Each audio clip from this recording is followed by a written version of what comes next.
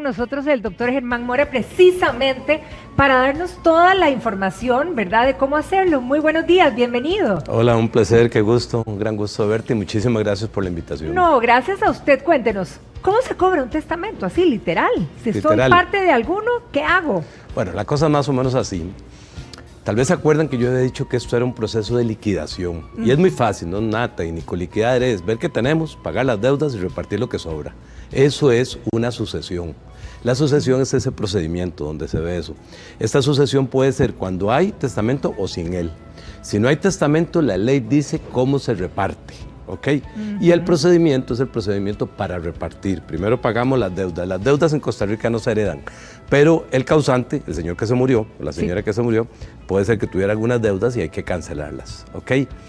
No es que se puedan quedar ahí y repartir lo que dejó en efectivo, digamos. No, se hace ante un juez, ante un notario, y los dos debemos o tenemos la función de fiscalizar eso. ¿Qué es fiscalizar? Es precisamente verificar y ver que se estén repartiendo, que se estén pagando las cosas como corresponde. Claro. Dentro de eso, si es dinero, resulta muy fácil, porque eso es solo una operación matemática. Si en la herencia dice, bueno, vamos a ver, tenemos 3 herederos y 2 legatarios, significa que el dinero que hay se reparte entre los herederos, porque los legatarios... ¿Qué es legatario? Legatario, suena rarísimo, ¿verdad? Sí. Legatario es aquel, digamos heredero, que se le asigna un bien particular.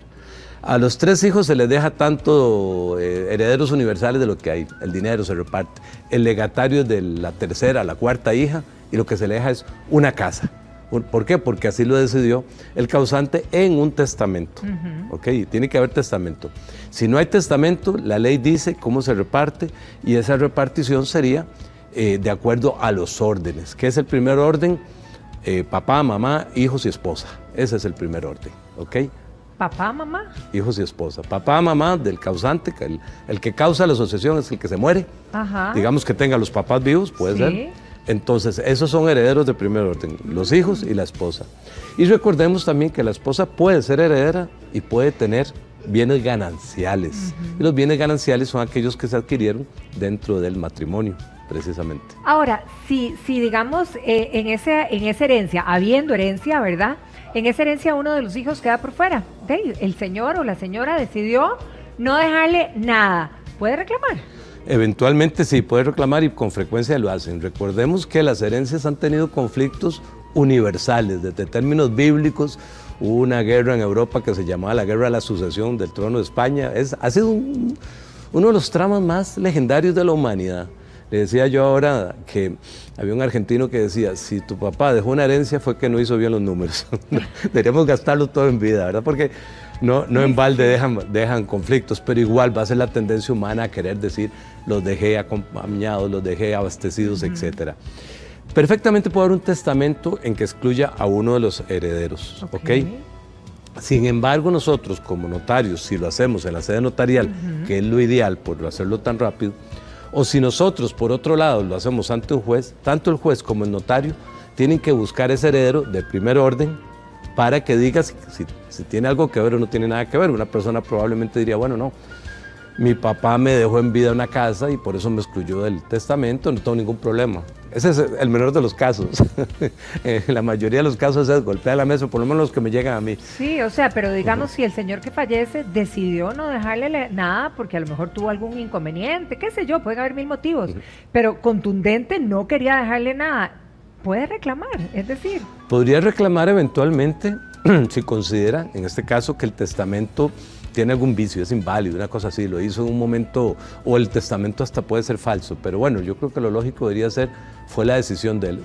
Un aspecto emocional, espiritual, debería ser que tengamos claro que realmente los bienes de la sucesión son del causante y él los dispone como quiera.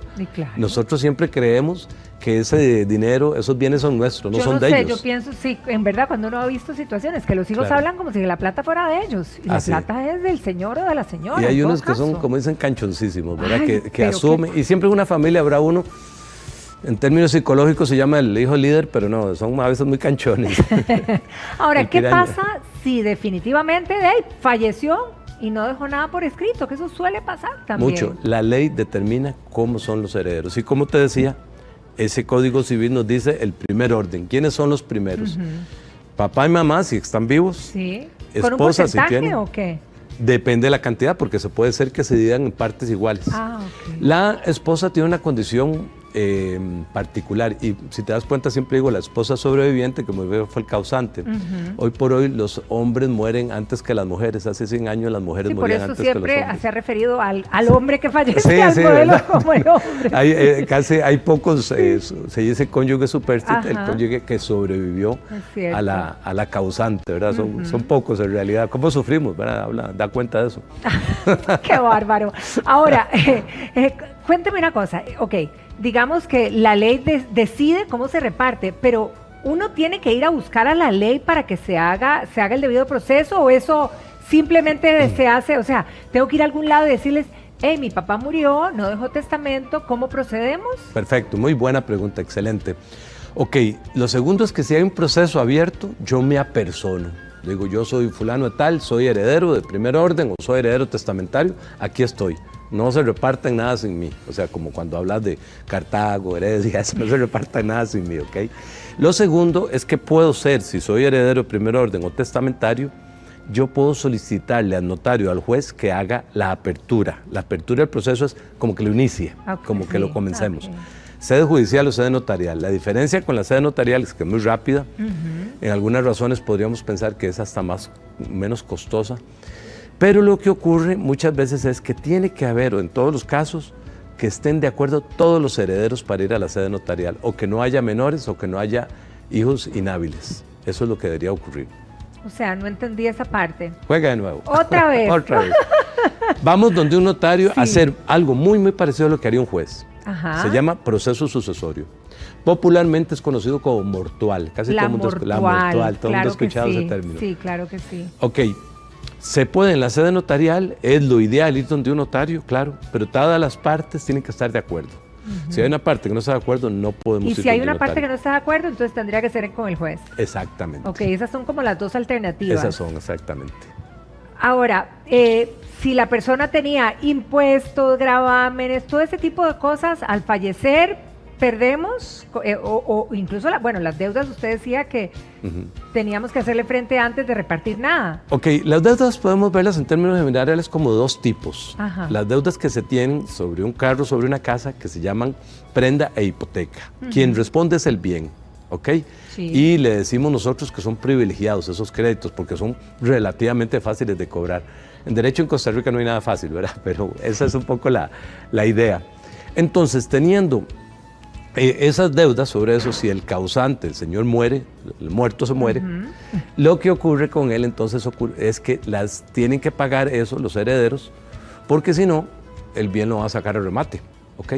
Hay otro tipo de deudas que no son privilegiadas, son como digámoslo así comunes, y ya no se va a un juicio cobratorio, un monitorio cobratorio, sino lo que se va es que con esas segundas, por ejemplo, qué sé yo, tenemos una tarjeta de crédito y está siendo avalada por una letra de cambio. Una letra de cambio es un documento que uno firma que consta una obligación. Claro. Ahí lo que se va es simplemente a donde ya no el juez a cobrarlo, ya no es un juez de cobro, sino a donde iríamos es por otro lado a legalizar ese crédito dentro de la sucesión. Entonces yo interesado, yo acreedor, llámese frecuentísimo Caja Costarricense de Seguro Social, que todo el mundo le da la caja, por dicha que las cosas están mejorando. Yo voy ante esa sucesión y solicito que me legalice mi crédito, o sea, que me lo reconozcan.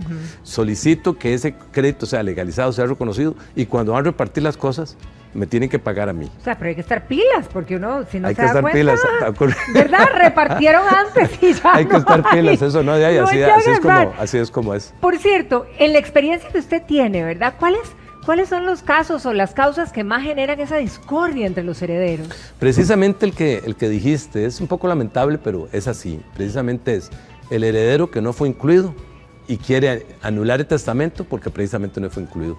Yo a veces pienso que eso es como un poco, no sé, me parece un poco desleal, porque si no fuiste incluido fue por alguna razón, o ya te habían dado, o sos una persona, a veces más que tener alguna rencilla con un hijo, hay hijos que son muy desordenados. Entonces, el señor, otra vez lo vamos a matar al hombre, a la hora de hacer el testamento, sobreviene que indica que al pensar que esta persona no va a ser muy ordenada, mejor no le doy tal propiedad. Por ejemplo, qué sé yo, en algún caso conocí que se dejó la casa emblema, una familia muy poderosa, tenía una casa muy linda, preciosa y todo, se la dejaron a un tipo que no le duró ni 2 años porque la hipotecó en un préstamo, era desordenado, y la casa club, la casa de la familia, se fue en eso. Híjole. Entonces hay personas que dicen, no, es que tengo un hijo que es muy desordenado, y entonces ocurre que no debería yo darle una herencia, sino que los hermanos velen por él, o una pensión, o una cosa de esa naturaleza. Bien, bueno, siempre esto va a ser una telaraña, Sí, ¿verdad? Pero ¿Cómo nos ha costado, verdad? ¿Cómo nos ha costado? Pero bueno, lo cierto es Poco que a cada poco día vamos. aprendemos más. Doctor, muchísimas Para mí es un gracias. placer.